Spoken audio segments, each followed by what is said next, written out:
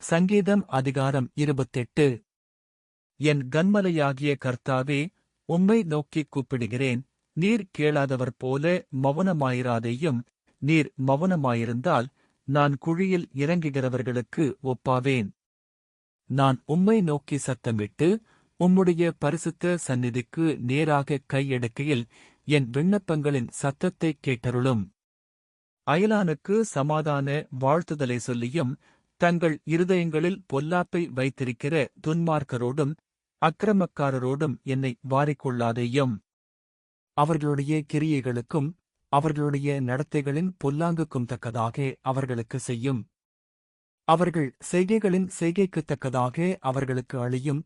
அவர்களுக்கு சரிக்கு சரி கட்டும். அவர்கள் கர்த்தருடைய செய்கைகளையும் அவர் கரத்தின் கிரியைகளையும் கவனியாதபடியால் அவர்களை இடித்துப் போடுவார். அவர்களை கட்டமாட்டார்.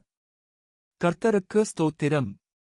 அவர் என் விண்ணப்பங்களின் சத்தத்தைக் கேட்டார். கர்த்தர் என் பலனும் என் கேடகமுமாயிருக்கிறார். என் இருதயம் அவரை நம்பியிருந்தது. நான் சகாயம் பெற்றேன். ஆகையால் என் இருதயம் களிகூருகிறது. என் பாட்டினால் அவரை துதிப்பேன். கர்த்தர் அவர்களுடைய பெலன். அவரே தாம் அபிஷேகம் பண்ணினவனுக்கு அரணான அடைக்கலமானவர். தேவரீர் உமது ஜனத்தை இரட்சித்து உமது சுதந்திரத்தை ஆசீர்வதியும். அவர்களைப் போஷித்து அவர்களை என்றென்றைக்கும் உயர்த்தியருளும். ஆமேன். ஆண்டவர் உங்களை ஆசீர்வதிப்பாராக.